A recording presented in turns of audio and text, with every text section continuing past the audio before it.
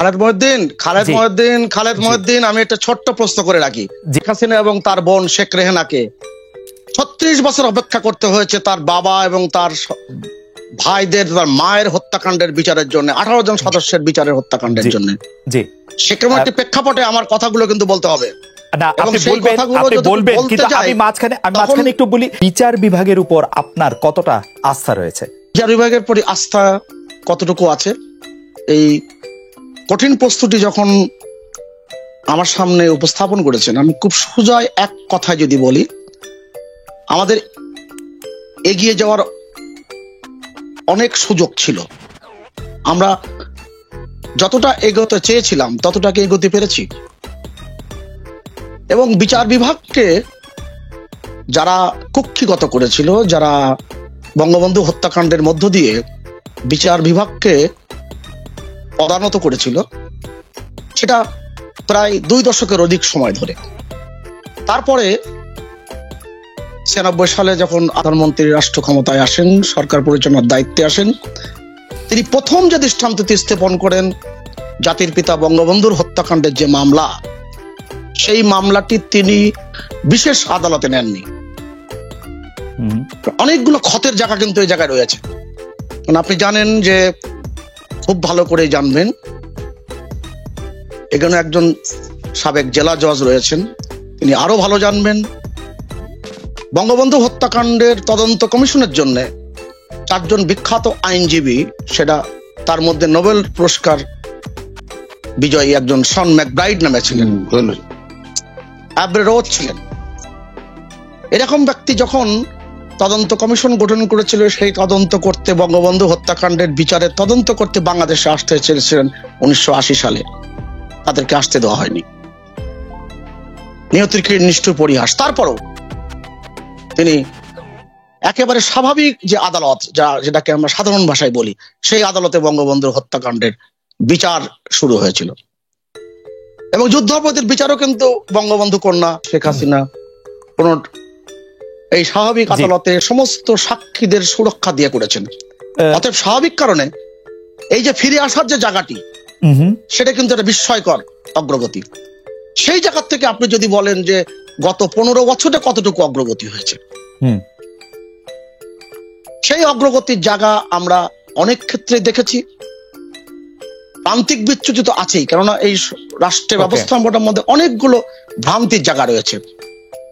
সেটা কখন কোন জায়গায় হয়েছে, যদি আপনি আমাকে কথা বলার সময়, যদি আমি কথা বলার সুযোগ পাই, নিশ্চয়ই আমি প্রসঙ্গক্রমে কথাগুলো উত্থাপন করব। সুভাষদা, আমি মানে আপনি অতি চমৎকার ভাবে প্রেক্ষাপট বর্ণনা করলেন, বর্তমান অবস্থার মধ্যে আপনি আসলেন। আমি আবারও শুরুর প্রশ্নটা করতে চাই যে, বিচার বিভাগে আপনি অগ্রগতির জায়গাটা নিয়ে আপনি আপনার অবস্থান বলেছেন, কিন্তু বিচার বিভাগের প্রতি আপনার আস্থা রয়েছে কিনা, যদি আমি প্রশ্নটা আবার করি। সম্পূর্ণ। আপনি সেই মাস্টার মশাইয়ের মতন আমার একজন প্রিয় শিক্ষক ছিলেন। তিনি যখন তার নিজের মতো করে উত্তর তিনি পেতেন না, কিংবা সঠিক উত্তরটা পেতেন না বলে মনে করতেন, তিনি আমার ছাত্রকে বারবার একই প্রশ্ন করতেন। আপনি সেই আমার মাস্টার মশাইয়ের মতোই প্রশ্ন করলেন। আমি খুব খোলামেলা বলি, আপনি যদি সার্বিকভাবে বিচার করেন, সারা বিশ্বের বিচার ব্যবস্থার প্রতি বিচার করেন, দক্ষিণ এশিয়ার বিচার ব্যবস্থার নিয়ে যদি হিসাব করেন, আপনি দেখবেন বাংলাদেশের অগ্রগতি দৃশ্যমান। আপনি যেটি বলতে শুরু করেছিলেন, সেটি আমি যদ্দূর শুনলাম যে আপনার সম্পূর্ণ আস্থা রয়েছে বিচার বিভাগের উপর।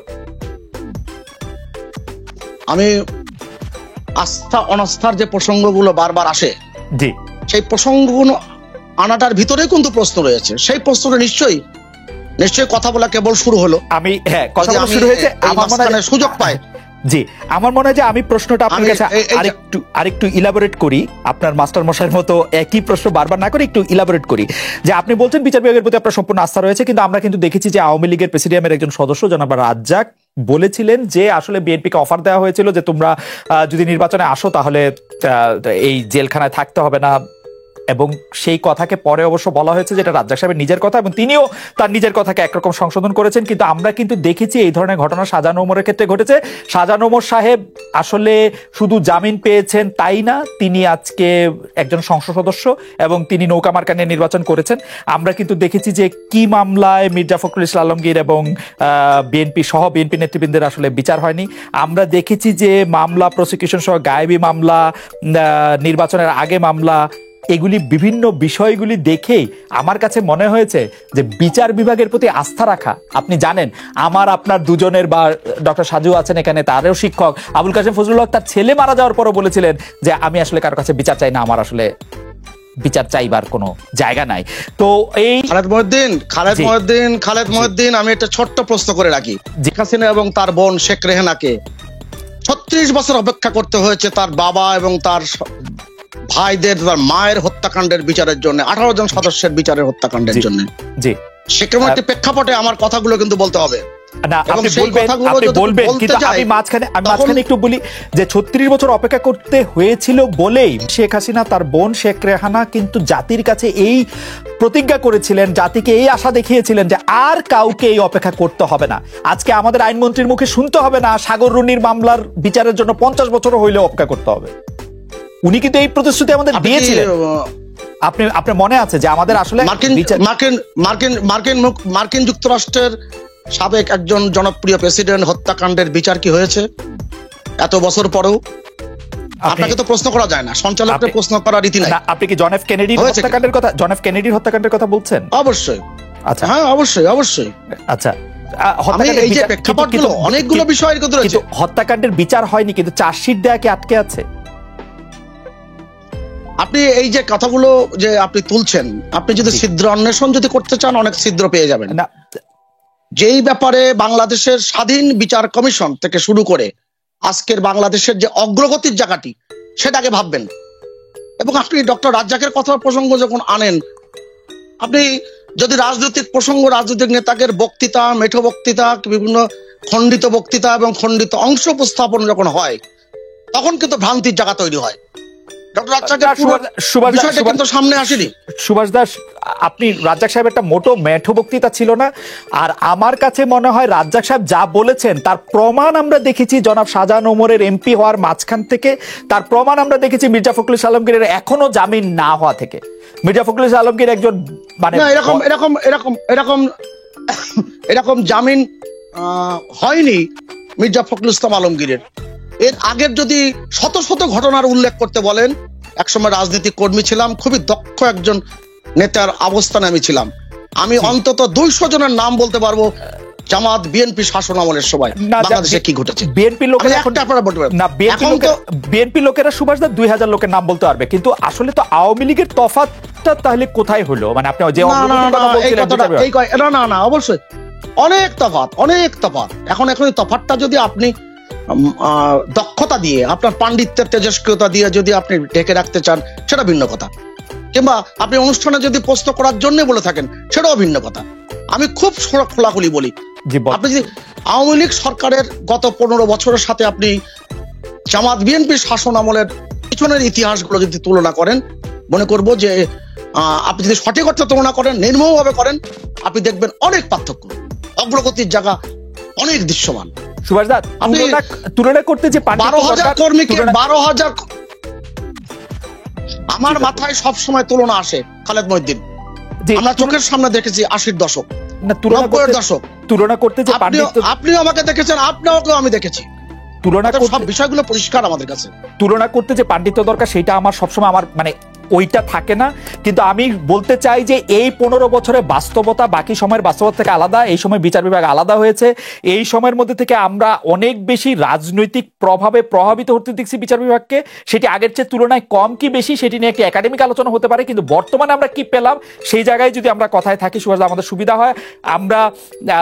আমি কথায় থাকছি। আমি আপনাকে চিনি, আপনার কথার মর্মার্থ আমি সব সময় মর্মে ধারণ করতে পারি। আমার এটা পরিষ্কার। আর কেউ না পারলো খালেদ মহিউদ্দিনের কথার মর্মার্থ আমি বুঝি। আমি খুব খোলামেলা বলি, আপনি যতভাবেই বলেন না কেন, আপনি শাসন আমলের যদি তুলনা করেন, বিচার ব্যবস্থাপনা যদি তুলনা করেন, আপনার অগ্রগতি দৃশ্যমান।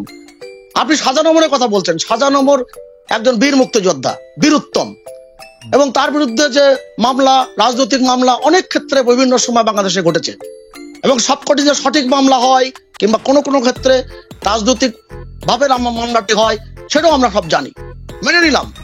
কিন্তু তার জামিন পাওয়ার বাধাটা কোথায়, একজন জজ সাহেব এখানে আছে, সেটা তিনি ভালো করে বলবেন।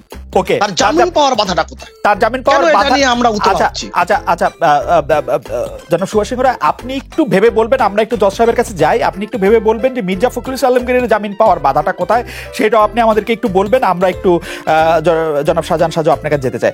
জনাব শাহজাহান সাজু, আমরা আসলে বিচার বিভাগের নানা রকম সমালোচনা করি, কিন্তু আমরা দেখি যে বিচার বিভাগ আলাদা হওয়ার পর থেকে বিচারকদের যে পরিমাণ ক্ষমতা, যে জায়গা, যে আওতা দেয়া হয়েছে, সেটি বাংলাদেশের সংবিধান স্বীকৃত একটি ক্ষমতা, কিন্তু বিচারকরা আমরা প্রায়ই দেখি যে এই ক্ষমতার চর্চা করে না। অনেক সময় তারা এটা বলেন যে আসলে এটা করা যায় না, কিন্তু আমি অনেকের কাছে শুনেছি যে এটা বিচারকদের ব্যক্তিগত দুর্বলতার কারণে এটি হয়ে থাকে, এবং তারা তাদের ব্যক্তিগত দুর্বলতাকে একটি রাজনৈতিক রং দিয়ে ঢাকতে চান।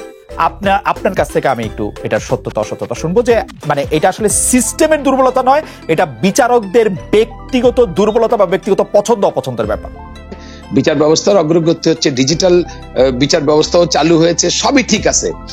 এখন ঘটনা হচ্ছে আমাদের এই সাউথ এশিয়ান কান্ট্রিজে, বিশেষ করে বাংলাদেশ, ইন্ডিয়া, পাকিস্তান বা মায়ানমার যে দেশগুলো আছে, এই দেশগুলোতে বিচার ব্যবস্থা আসলে আমরা ব্রিটিশ থেকে ইনহেরিট করেছি, এবং এই বিচার ব্যবস্থায় ব্যক্তির চাইতে সরকার কি চায় তার উপরে নির্ভর করে বিচার ব্যবস্থার অনেক কিছু। কারণ একটা প্রতিটি মামলার ক্ষেত্রে, যেমন শাহজাহান ওমরের কথা আসলো, তো উনার মামলার ক্ষেত্রে কি হলো, সরকার কি চায় বলে, সেটা কেমন সরকার চায়, তাহলে সরকারের কথায় বিচারক চলে? নো, সেটা আমি ঠিক এইভাবে বলবো না। ওইখানে সরকারের পক্ষ থেকে যে পাবলিক প্রসিকিউটর থাকে, জজ কিন্তু ডিফেন্সের কথাও শোনেন আর প্রসিকিউশনের কথাও শোনেন। তো সেইখানে প্রসিকিউশন হচ্ছে গভর্নমেন্ট, আর ডিফেন্স তো সে আসামি নিজের পক্ষেই থাকে। এখন প্রসিকিউশন যদি মামলা পরিচালনার সময় ওইভাবে পরিচালনা না করে, তোর উপরে প্রেস না করে, যুক্তিসঙ্গত কারণ দিয়ে যদি মামলা আদালতের কাছে উপস্থাপন না করে, সেক্ষেত্রে আদালত বুঝে নেয় যে এখানে সরকারের পক্ষ থেকে, অর্থাৎ প্রসিকিউশন কি চায়, সেটা একটা ব্যাপার। দ্বিতীয় ব্যাপার হচ্ছে আমাদের এই বিচার ব্যবস্থায়, বিচার বিভাগ মানে নভেম্বরের 2007 সালের নভেম্বরে যখন বিচার বিভাগটা পৃথক হয়েছে, এটা ঠিকই আছে, কিন্তু বিচারকের নিয়ন্ত্রণটা কিন্তু এখনো সরকারের হাতে। আমি বলবো আমার দৃষ্টিতে এখন 90% বা তার বেশিও হতে পারে, কারণ আমাদের আইন মন্ত্রণালয় থেকে যেই প্রস্তাবটি যেই জজকে বদলি করার জন্য মহামান্য সুপ্রিম কোর্টে আমাদের পাঠানো হয়, সেখানে এখন আগে কিছু ছিল। আমার আসলে দুটি প্রশ্ন আছে, আপনি এই প্রসঙ্গে আসার আগে, এটা খুব গুরুত্বপূর্ণ প্রসঙ্গ।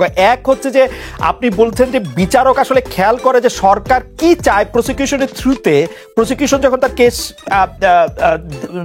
প্রকাশ করে তখন তার প্রসিকিউশনের থ্রুতে সে সরকারের চাওয়াটা বুঝতে চেষ্টা করে। তাহলে তো আমাদের একজন বিচারক দরকার নাই, আসলে আমাদের একটা সফটওয়্যার দরকার, প্রসিকিউশনে বুঝে সে সফটওয়্যার সেরকম করে করবে। দ্বিতীয় কথা হলো, আপনি শাহজাহান ওমর সাহেবের কথা বলছিলেন, আমরা কিন্তু দেখেছি শাহজাহান ওমর সাহেবের জামিন দেওয়া বা মির্জা ফখরুল ইসলাম আলমগীরের জামিন না দেওয়া বিচারকরাই করছেন। তা আমরা এটা আসলে সরকারকে কেমনে এটার মধ্যে দায়ী করব, এবং যেই বিচার বিভাগ আসলে স্বাধীন? শুনেন, সেটা হচ্ছে এই যে প্রসিকিউশনের কথা শুনে বিচারক রায় দেয়, এটা মনে হচ্ছে আপাত দৃষ্টিতে, কিন্তু যেই বিচারক রায় দেয়, আপনাকে এর আগে একটা টকশোতে আমি বলেছি যে আজকে কোন বিচারকের বদলি, পদোন্নতি, কর্মস্থল নির্ধারণ, এগুলা সুপ্রিম কোর্টের সাথে পরামর্শ করে আইন মন্ত্রণালয় করে থাকে। এখন একজন বিচারকের যে প্রস্তাব হাইকোর্টে যায়, আগে আমরা দেখেছি হাইকোর্টের বিচার যখন প্রস্তাব যেত অনেক চেঞ্জ হতো, এখন চেঞ্জটা অনেক কম হয়। আর আমি একটা বলেছি পিরোজপুরের ঘটনা কিভাবে হয়েছে, বদলি কিভাবে করেছে, একই দিনে স্ট্যান্ড রিলিজ, একই দিনে বদলি, একজন যুগ্ম জেলা জজকে দায়িত্ব দিয়ে জেলা জজের অর্ডার চেঞ্জ করে দিয়ে জামিন দেওয়া হয়েছে। তো ঘটনাটা হচ্ছে আপনার ব্রাউনবাড়িয়ার ঘটনা আপনি দেখেছেন, সেখানে কি হয়েছে, বিচার সেখানে কিন্তু যারা রাজনীতির সাথে সম্পৃক্ত তাদের কিন্তু কিছু হয়নি, বিচারকটাই আতঙ্কিত হয়েছে।